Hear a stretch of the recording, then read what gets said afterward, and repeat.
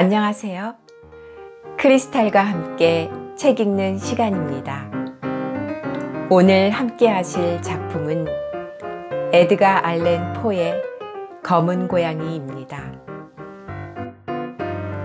에드가 알렌 포는 1809년 보스턴에서 유랑극단 배우의 아들로 태어났습니다.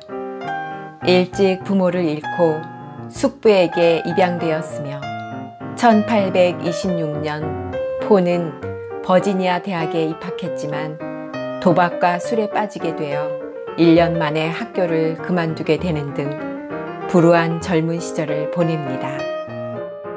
1835년부터 37년까지 남부문학통신지의 편집자로 일하기도 했으며 포금이라는 나쁜 버릇이 있긴 해도 명석했던 그는 편집자로서 독창적인 글을 많이 써서 그가 일하는 동안 발행 부수가 500부에서 3,500부로 늘어날 정도로 독자층을 넓혔습니다. 1835년 26이 된 포는 13살짜리 사촌 버지니아 클램과 결혼했습니다. 둘의 애정은 깊었으며 그 시기에 포는 활발한 창작 활동을 하며 자신만의 잡지를 내는 꿈을 꾸었습니다. 하지만 그가 신혼이었던 1836년이 바로 미국의 공황 시기여서 그와 아내 장모는 극도로 궁핍한 결혼 생활을 견뎌내야 했습니다.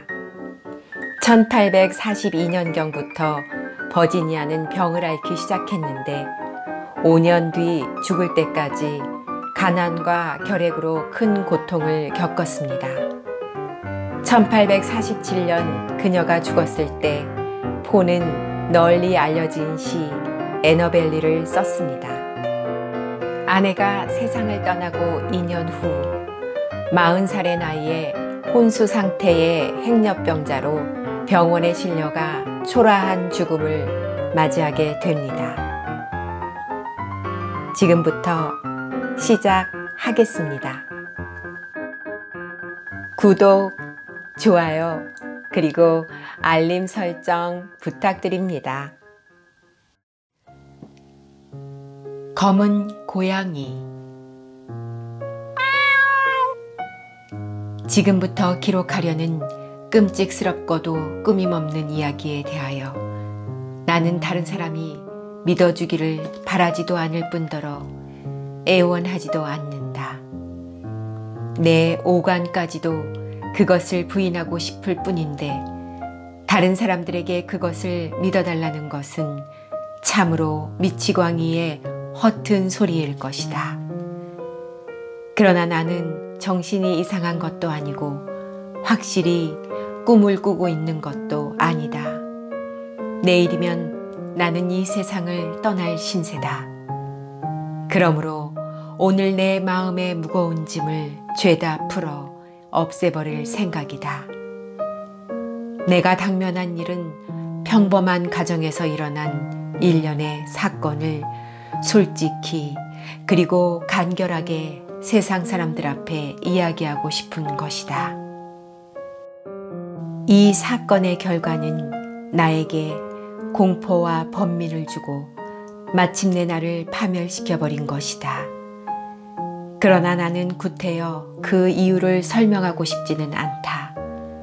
그 사건이 나에겐 다만 공포감을 주었을 뿐이지만 다른 사람들에게는 공포감보다는 오히려 기이한 감을 줄지도 모른다. 이후 어쩌면 어떤 지력이 나타나서 나의 환상을 깨쳐버릴지도 모른다. 어렸을 때부터 내 성질은 온순하고 인정이 많았다. 이런 유약한 점은 동무들의 놀림거리가 될 만큼 뚜렷한 것이었다. 그리고 나는 짐승들을 무척 좋아했고 그런 까닭에 나를 귀여워한 부모는 여러 가지 짐승을 나에게 사다 주곤 했다. 나는 이러한 짐승들과 함께 대부분의 시간을 보냈으며 그들에게 먹을 것을 주거나 머리를 쓰다듬어 주며 애무할 때처럼 즐거운 때는 없었다. 이 성벽은 계속되어 내가 작년에 이르렀을 때에는 빼놓을 수 없는 오락의 원천 중 하나가 되었다. 주인에게 충실하고 영리한 개에게 애정을 느껴본 사람들에게는 이러한 짐승들에게서 느끼는 강렬한 만족감이라든지 그 특성을 여기서 또다시 구구절절 설명하지 않아도 될 것이다. 인간의 변변치 못한 우정과 경박한 성질에 부대껴 본 사람의 정곡을 꼭 찌르는 그 무엇이 동물의 비이기적이고 희생적인 사랑에는 있는 것이다. 나는 일찍 결혼하였는데 다행히도 내 아내의 성질도 나와 비슷했다. 내가 좋아하는 것을 알고 아내도 기회만 있으면 귀여운 짐승들을 사들였다. 그 수가 늘어 조류, 금붕어, 개, 토끼, 조그마한 원숭이, 그리고 고양이에까지 이르렀다. 그중 고양이는 굉장히 아름답고 전신이 까만 매우 영리한 녀석이었다. 내심 적지 않게 미신을 믿고 있는 아내는 무슨 얘기 끝에 그 녀석이 영리하다는 얘기가 나오면 의례 까만 고양이는 모두 변장한 마녀라는 옛날부터의 전설을 번번이 들춰내는 것이었다. 아내가 늘 이 점을 중요시했다는 말은 아니지만 웬일인지 이제 갑자기 머리에 그 생각이 선뜻 떠올라서 말할 뿐이지 별다른 이유가 있어서 그런 것은 아니다. 플루토는 고양이 이름이다. 플루토는 내 마음에 드는 장난꾸러기 친구였다. 나만이 음식을 주었으며 그는 집안의 어디 고간에 반드시 내 뒤를 줄줄 쫓아다녔다. 내가 외출할 때 고양이가 거리로 따라 나서지 않게 하려면 어지간히 애를 먹곤 했다. 이와 같이 나와 고양이는 수년간 친밀하게 지냈는데 그동안 내 기질과 성격은 광적인 폭음의 결과로 극도로 악화되어 버렸다. 내 성질은 날이 갈수록 침울해 갔고 아무것도 아닌 일에 공연히 발끈하며 다른 사람의 감정 같은 것은 염두에도 두지 않게 되었다. 아내에게 욕설까지 퍼붓게 되고 마침내는 완력을 휘두르기까지 이르렀다. 물론 내 성질의 변화는 동물들에게까지 미쳤다. 나는 그것들을 본체도 하지 않았을 뿐더러 학대까지 하였다. 그러나 플루토에 대해선 그래도 아직까지 다소 애정이 남아있어 토끼, 원숭이, 개들이 우연히 혹은 반가워하며 내 곁에 왔을 때 그들을 학대하던 것처럼은 감히 할 수가 없었다. 그러나 내 병벽은 점점 악화돼 알코올과 같은 병벽이 또 어디 있으랴. 마침내 이제 막바지에 이르러 괜히 조금만 못해도 발끈하여 플루토에게까지 손을 대게 되었다. 어느 날 밤 늘 잘 다니던 거리의 술집에서 술에 취해 곤드레 만드레가 돼서 집에 돌아오니 고양이가 내 앞을 슬금슬금 피하는 것 같았다. 나는 고양이를 붙잡았다. 그랬더니 내 몰골에 깜짝 놀란 고양이는 날카로운 발톱으로 내 손을 활키어 손 위에 가벼운 상처를 만들었다. 일순간에 나는 악마적인 분노의 불덩어리가 치밀어 내 자신을 잊어버렸다. 내 선천적인 영혼까지도 단번에 내 몸으로부터 사라지고 악마도 못 당할 진으로 중독된 사심이 내 온몸에 짜르르 퍼졌다. 나는 조끼 주머니에서 주머니 칼을 펴 불쌍한 고양이의 목을 붙잡고 한쪽 눈을 태연스럽게 도려냈다. 이 잔혹한 폭행을 기록하노라니 나는 얼굴이 화끈하며 온몸이 달아오르고 소름이 끼친다. 아침에 잠이 깨고 온전히 이성적인 상태가 되었을 때 나는 내 행위에 대하여 공포와 참회가 반반 섞인 감정을 금할 수가 없었다. 그러나 그 감정도 결국은 미약하고 형식적인 것에 지나지 않았을 뿐 내 마음의 근본을 흔들 만한 것은 되지 못했다. 나는 여전히 복음으로 나날을 보냈고 곧 내 행동에 대한 모든 기억을 술에 파묻어 버렸다. 이러는 동안에 조금씩 고양이는 회복되어 갔다. 도려낸 눈구멍은 사실 바라보기 끔찍한 물골이었지만 이제는 그다지 고통을 받는 것 같지는 않았다. 고양이는 전과 다름없이 집안을 이리저리 돌아다녔지만 내가 가까이 가면 여지없이 극도로 무서워하며 도망치는 것이었다.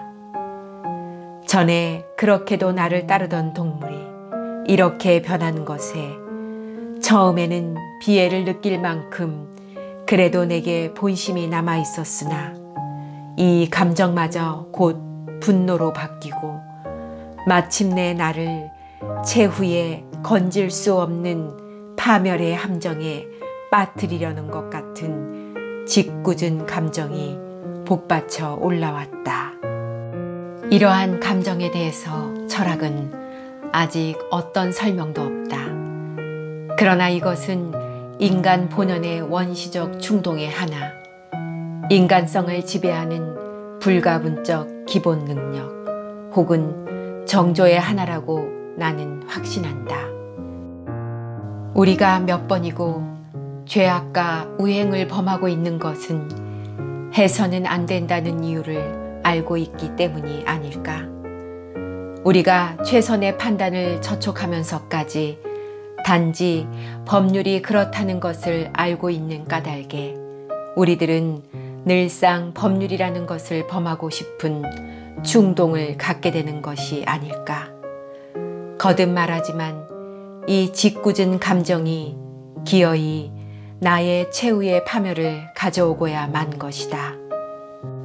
아무 죄도 없는 고양이에게 내가 범한 위해를 더욱 계속해서 결국은 고양이를 죽이게까지 나를 재촉한 것은 스스로 화를 내고 자체의 본성을 유린하고 단지 악만을 위해 악을 범하려는 이 영혼의 헤아릴 수 없는 욕망이었다. 어느 날 아침 나는 태연자약한 마음으로 고양이의 목을 붙잡아 가지고 그것을 나뭇가지에 매단 것이었다. 눈물을 흘리면서 마음 한구석 무척이나 후회를 느끼면서 그것을 매단 것이다. 고양이가 나를 사랑하고 있다는 것을 알고 있었기 때문에 고양이가 나의 분노를 살 만한 아무런 이유가 없었기 때문에 그것을 매단 것이다. 이렇게 하는 것이 죄악. 나의 불멸의 영혼을 만약 그런 일이 있을 수 있다면 신의 무한한 자비심조차도 미치지 못하는 심연 속에 빠뜨릴 최악의 죄악이라는 것을 알았기 때문에 나는 그것을 매단 것이었다. 이 참혹한 행위를 한 날 밤 불이야 하고 외치는 소리에 나는 잠을 깼다. 내 침대 커튼에 불이 당겨 올랐고 집은 온통 불에 휩싸였다. 아내와 식모와 나는 가까스로 이 화염 속으로부터 빠져나갔다. 모든 것은 철저하게 파괴되어져 있었고 온갖 재산을 단숨에 홀랑 날려버려 나는 그 후부터는 절망의 수렁 속에서 헤매지 않으면 안 될 신세가 되어버렸다. 나는 이 재난과 내 광포한 행위 사이에서 무슨 인과관계의 연관성을 찾아보려고 할 만큼 마음이 약한 미인은 아니다. 그러나 나는 사실의 연세를 자세히 이야기하는 것이고 비록 밀접한 관계가 있을 망정 불완전하게 내버려 두어 마음에 거리끼게 하고 싶지는 않은 것이다. 화재 다음 날 나는 불탄 자리에 가보았다. 담은 한쪽만 남은 채 모두 무너졌는데 그 한쪽이라는 것은 집 한복판에 있는 내 침대의 머리 쪽에 놓여있던 그리 두껍지 않은 간 막은 방의 벽이었다. 회를 바른 것이 상당히 화력에 강했던 모양인데 나는 이것이 아마 최근 새로 발랐기 때문에 그러리라 추측하였다. 많은 사람이 그 벽에 모여들어 어떤 한 곳을 매우 세밀하고도 열심히 조사하고 있는 것 같았다. 이상한걸? 신기한데? 또는 그와 비슷한 다른 말이 내 호기심을 자극했으므로 가까이 가보았더니 흰 벽에 얇게 조각이나 한 것처럼 굉장히 큰 고양이의 상이 나타나 있었다. 그 인각은 놀라울 만큼 정확했고 고양이의 목에는 밧줄이 감겨 있었다. 맨 처음에 이 유령을 보았을 때 나의 놀라움과 공포는 극도의 것이었다. 그러나 성찰은 점점 나를 도와주었다. 내 기억으로는 고양이는 집에서 좀 떨어진 뜰에 걸려 있었다. 불이라는 외침에 사람들이 마당으로 몰려와 법석거렸고 그들 중 누가 그 동물을 나무에서 내려 열려진 창을 통해 내 침실 안으로 던졌을 게다. 그것은 아마도 나를 깨우기 위한 행위였을 것이다. 다른 쪽 벽들이 무너지면서 내 잔인성의 희생물을 새로 바른 회벽에 짓눌러 버렸다. 벽에 석회분과 화염과 시체가 발산하는 암모니아 분이 함께 혼합되어 이제 보았던 것과 같은 화상을 만들어 놓았을 게다. 이제 바로 자세히 설명한 이 놀라운 사실에 대해 나는 비록 양심적이라고 할 수는 없지만 이성으로 용이하게 설명할 수 있었고 그것은 내 상상력에 대해 심각한 인상을 주지 않을 수가 없었다. 그 후 여러 달 동안 고양이의 환영은 나를 떠나지 않았고 후회 같기도 하고 그렇지 않기도 한 모호한 감정이 내 마음 한 모퉁이에서 싹트기 시작했다. 고양이가 없어진 것을 섭섭히 여겨 그 당시 뻔질나게 다니던 하류주점 같은 데서라도 대신 구하려고 혹시 똑같은 종류의 것이나 또는 다소 닮은 고양이가 있지나 않나 하고 주위를 둘러보게까지 되었다. 그것은 플루토만큼 큰 검은 고양이였는데 한 군데만 빼놓고는 플루토와 꼭 닮은 놈이었다. 플루토는 전신이 검정이었으나 이 고양이는 거의 가슴 전체가 희미하나마 큰 백색 반모로 덮여 있었다. 어느 날 밤 하류주점에서 아무런 생각 없이 멍청하게 앉아 있으려니 방 안에 중요한 가구를 이루고 있는 진인가 럼인가의 술통 위에 쭈그리고 있는 어떤 검은 것이 갑자기 눈에 띄었다. 아까부터 그 술통 위를 쭉 바라보고 있었는데 좀 더 빨리 그것이 눈에 띄지 않은 것은 참 이상한 일이었다. 그것이 무엇인지 나는 가까이 가서 확인해 보았다. 그것은 플루토만큼 큰 검은 고양이였는데 한 군데만 빼놓고는 플루토와 꼭 닮은 놈이었다. 플루토는 전신이 검정색이었으나 이 고양이는 거의 가슴 전체가 희미하나마 큰 백색 반모로 덮여 있었다. 손으로 쓰다듬자 곧 일어나 연성 골골대며 내 손에다 몸을 비비고 내가 아는 채 한 것을 기뻐하는 낯이었다. 이거야말로 내가 찾고 있던 고양이였다. 내가 곧 주인에게 그 고양이를 사겠노라고 말했더니 주인은 자기 것이 아니고 어디서 왔는지도 모르며 전에 본 일조차도 없다는 것이었다. 나는 집에 돌아오려고 할 때까지 고양이를 쓰다듬고 있었는데 내가 일어서니까 고양이도 역시 따라올 기세를 보였으므로 그냥 내버려 두었다. 집에 오는 도중에도 여러 번 허리를 굽혀 쓰다듬어 주었다. 집에 돌아왔을 때쯤에는 고양이는 얌전히 길이 들어 있었고 아내도 즉시로 그놈을 귀여워했다. 그러나 나는 곧 실증을 느끼게 되었다. 이것은 참으로 뜻밖의 일이었다. 그러나 고양이가 나를 좋아한다는 것이 오히려 나를 불쾌하게 하고 성가시게 하였다. 이 불쾌감과 염증은 점점 극도의 증오로 변해버렸다. 나는 고양이를 피했다. 일종의 수치심과 전에 저지른 참혹한 행위의 기억이 나로 하여금 고양이를 육체적으로 학대할 수 없게 하였기 때문이었다. 그 후 여러 주일 동안 나는 그놈을 때리지도 않고 몹시 학대하지도 않았다.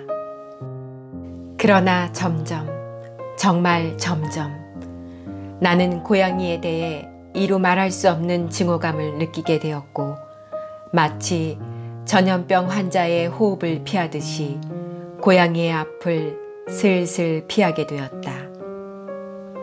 고양이를 집에 데리고 온 다음 날 아침 그 고양이도 플루토와 같이 한눈이 멀었다는 것을 알게 된 것도 틀림없이 이 고양이에 대해 증오감을 갖게 된 하나의 이유였다. 그러나 전에도 얘기했거니와 대단히 인정이 많은 내 아내는 이러한 사정으로 도리어 한층 더 고양이를 측은히 여겼다. 그리고 이러한 성격이야말로 전에 나의 특징이었던 동시에 나의 가장 단순하고 순수한 쾌락의 근원이었던 것이다. 그러나 내가 고양이를 미워하고 피할수록 그와 반대로 고양이는 성가시게 내 뒤를 쫓아다녔다. 내가 어디에 앉아있든 의례 쫓아와서 내 의자 아래에 앉거나 무릎 위에 뛰어 올라와 지긋지긋하게도 할 거나 제 몸을 내 몸에다 비벼대는 것이었다. 내가 일어나서 걸어가려고 하면 어느새 다리 사이로 기어들어와 나를 곤두박질하게 하거나 그렇지 않으면 길고 뾰족한 발톱으로 옷에 매달려 가슴까지 기어 올라오는 것이었다. 이럴 때에는 그저 한 주먹에 때려 죽이고 싶었지만 일면 전에 범한 죄악이 머리에 떠오르기도 했지만 주로 고양이가 아무런 이유 없이 아주 무서워서 감히 손을 대지 못했던 것이다. 이 공포감은 확실히 육체적 위해의 공포는 아니었지만 그렇다고 해서 이렇다 하고 규정짓기에는 좀 곤란한 것이다. 고백하기에는 좀 부끄러운 일이지만 실상 이 중재수의 감방에서조차도 고백하기에는 좀 부끄러운 일이지만 고양이가 나에게 불어넣은 전율과 공포감은 매우 보잘것없는 망상으로 말미암아 생겨난 것이다. 이 고양이와 전에 내가 죽인 고양이 사이의 유일한 상위점은 가슴에 있는 흰 반점이라는 것은 전에도 얘기했거니와 이 흰 반점의 특이성에 대하여 내 아내는 여러 번 내 주의를 환기시켰다. 이 반점이 크기는 했지만 본래 아주 희미한 것이었다. 그러던 것이 점차 거의 눈에 띄지 않을 정도로, 그리고 나의 이성이 오랫동안 그것을 공상이라 부정하려고 싸워왔는데 마침내는 분명한 윤곽을 드러냈다. 그것은 뭐라고 표현하기에도 몸서리가 쳐지는 모양을 하고 있었고, 이것 때문에 무엇보다도 그 괴물이 미웠고 무서웠고 될 수 있으면 없애버리고 싶었던 것이다. 그것은 등골이 오싹하는 무서운 교수대의 형상이었다. 아, 그것은 공포와 죄악, 고민과 죽음, 슬프고도 무서운 형구인 밧줄의 형상이었다. 나는 이제는 보통 인간의 처참한 꼴 이상의 처참한 꼴로 전락해버렸다. 한 마리의 짐승이 그놈의 친구를 나는 하찮게 죽여버렸지만, 한 마리의 짐승이 나에게 전능하신 하느님의 생각대로 만들어진 만물의 영장인 나에게 이와 같은 참을래야 참을 수 없는 번민과 고통을 안겨주다니. 아, 밤낮으로 나에게 안식의 기쁨이라고는 눈꽃만큼도 없구나. 낮이면 고양이는 한시도 내 곁을 떠나지 않았고, 밤이면 또 밤대로 번번이 이루 말할 수 없는 공포의 꿈으로부터 깜짝 놀라 깨어나 보면 내 얼굴에는 고양이의 뜨거운 입김이 훅훅 끼쳤으며, 내 가슴 위는 천근이나 되는 내 힘으로는 꼼짝도 않는 목마의 화신이 잔뜩 누르고 있는 것이었다. 이러한 고통의 압박 밑에서 쥐꼬리만큼이나마 나에게 남아있던 선의 자치는 그만 꼬리를 감춰버렸다. 흉악한 사상, 가장 사악하고 가장 흉악한 사상이 나의 유일한 친구가 되었다. 나의 무뚝뚝한 성질은 점점 횡포해져서 모든 사물과 모든 사람들을 미워하게까지 되었다. 일촉즉발의 억제하기 곤란한 분노의 폭발에 나는 맹목적으로 육체적 고통을 가하게 되었는데, 그럴 때마다 아무 불평 없이 그 고통을 꾹 달게 참는 희생자는 불쌍하게도 언제나 내 아내였다. 우리는 화재 이후 가난해서 어쩔 수 없이 고옥에서 살고 있었는데, 어느 날 집안일로 아내는 나를 따라 지하실로 들어왔다. 고양이도 험한 계단을 쫓아내려와 하마터면 내가 곤두박질할 뻔했으므로 나의 광적인 분노는 극도에 달하였다. 나는 격분한 나머지 아직까지 참고 있던 어린애 같은 공포감도 잊어버리고 도끼를 들어 고양이를 향해 휘둘렀다. 물론 내 맘대로 떨어졌다면 고양이는 그 자리에서 죽어버렸을 것인데, 아내의 제지로 인해 뜻대로 되지 않았다. 이 간섭으로 말미암아 나는 악마도 못 당할 만한 경로에 쌓여 아내의 손을 뿌리치고, 나는 대신 그 도끼를 아내의 머리에 내려 찍었던 것이다. 아내는 비명도 지르지 못하고 그 자리에 푹 쓰러졌다. 이 무서운 살인이 끝나자 나는 곧 이 시체를 감출 방법을 골몰이 생각하였다. 낮이 되었든 밤이 되었든 간에 이웃 사람의 눈에 띄지 않게 시체를 집 밖으로 끌어낼 수 없다는 것은 불을 보듯 뻔한 일이었으므로 여러 계획이 머리에 떠올랐다. 한 번은 시체를 잘게 썰어 불에 태워 버리려고도 생각하였다. 다음에는 지하실 마루 밑에 구멍을 파고 그 밑에 파묻어 버릴까도 생각해 보았다. 또한 마당 우물 속에 던져버릴까, 상품처럼 포장해서 상자에 집어넣어 가지고 인부를 시켜 집 밖으로 운반해 나가도록 할까 하는 궁리도 하여 보았지만 결국 그 어떤 것보다도 굉장한 계획이 머리에 떠올랐다. 중세기의 승려들이 그들이 죽인 희생자를 벽에 틀어놓고 발라버렸다고 전해지는 것처럼 나도 벽과 벽 사이에 이 시체를 틀어놓고 발라버리리라 결정하였다. 이러한 목적을 위해선 이 지하실이야말로 더할 나위 없이 적당하였다. 사면의 벽은 아무렇게나 쌓아 올린 채 흙손질도 변변히 하지 않고 최근 회로 슬쩍 한번 발라버린 것인데 지하실 안의 습기로 아직 굳어있지 않았었다. 더욱이 벽 화면은 다른 부분과 같이 보이게 하기 위해 가장으로 연통 혹은 벽로를 꾸며 놓았기 때문에 툭 튀어나와 있었다. 나는 이 벽이라면 틀림없이 벽돌짝을 뗀 다음 시체를 그 속에 틀어놓고 누가 보더라도 의심하지 않을 만큼 벽을 먼저대로 감쪽같이 해놓을 수 있으리라고 믿었다. 이 계획은 빈틈없었다. 철정으로 아주 쉽게 벽돌을 떼어 시체를 살짝 안쪽 벽에 기대 세우고 그대로 버티어 놓은 다음 그다지 힘들이지 않고 벽돌을 전과 같이 쌓아 올릴 수 있었다. 그 다음에는 회반죽, 모래, 털들을 사다가 조심에 조심을 더하여 감쪽같이 벽돌과 벽돌 사이를 골고루 발라갔다.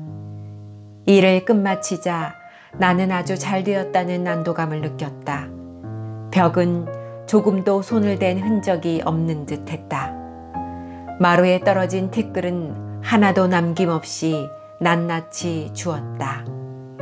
나는 득이양양하게 주위를 빙 둘러보면서 그래도 헛수건 아니었군 하고 혼자 중얼거렸다. 그 다음에 할 일은 이와 같은 불행의 원인을 만들어낸 그 고양이를 찾는 것이었다. 결국 내가 그놈을 죽여버리려고 굳게 결심하였기 때문이다. 그때 고양이가 곁에 있기만 했다면 그놈의 운명은 두말할 것도 없었겠지만 이번에 경로에 놀란 고양이는 능글맞게도 슬며시 없어진 채 내가 이러한 기분으로 있는 동안 내 앞에 얼씬도 하지 않았던 것이다. 얄미운 고양이가 없어져서 마음이 홀가분해진 그 통쾌한 감각은 그야말로 글로는 표현할 수 없을 만큼 큰 것이었다.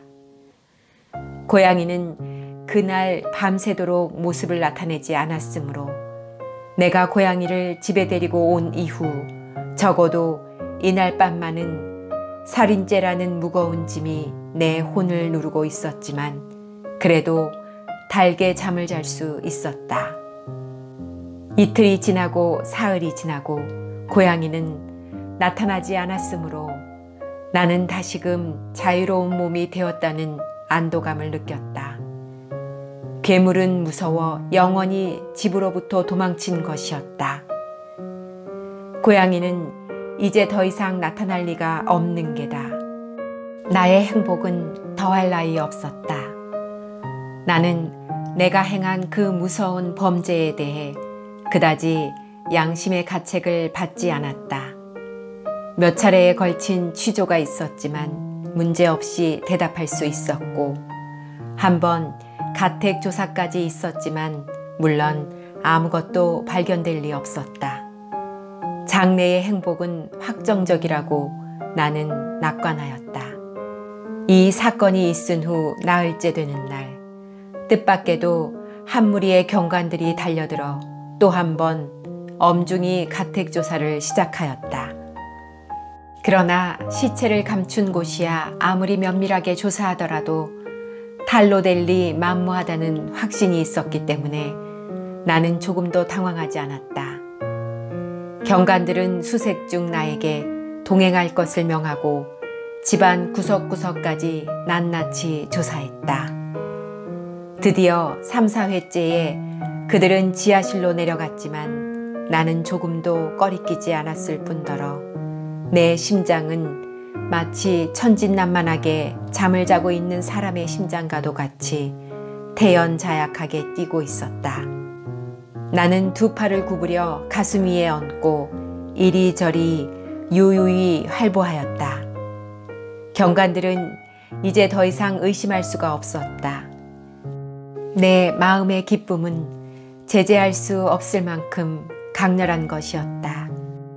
나는 승리의 표적으로 다만 한마디 말을 해서 나의 무죄를 그들에게 한층 더 확실하게 하고 싶은 마음으로 불탔다. 여러분! 하고 경관들이 조사를 마치고 돌아가기 위해 계단을 올라갈 때 참다 못해 나는 입을 열었다. 여러분들의 의심이 풀려 무엇보다 기쁩니다. 자, 그러면 여러분들의 건강을 빌며 경의를 표합니다. 그런데 여러분, 이 집은 말이죠. 아주 그 구조가 썩 잘 되어 있답니다. 특별히 잘 지어진 집이라 할 수 있겠죠. 이 벽들은 말이죠. 아, 여러분들 그만 가시렵니까? 이 벽들은 말이죠. 견고하게 쌓여져 있답니다.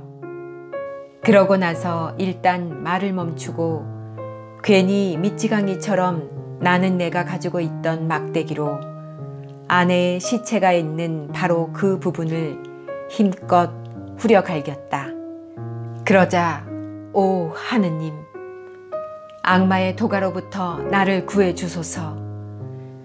때린 소리의 반향이 채 가시기도 전에 그 벽 속에서 어떤 소리가 들려왔다.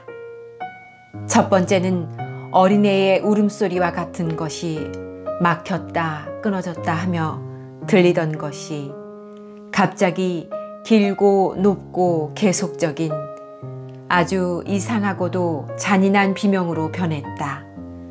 그것은 지옥에 떨어진 순환자의 입과 그에게 형벌을 주고 기뻐 날뛰는 악마의 입으로부터 동시에 흘러나온 지옥으로부터의 고함소리며 공포와 승리가 반반씩 섞인 슬피 울부짖는 비명이었다.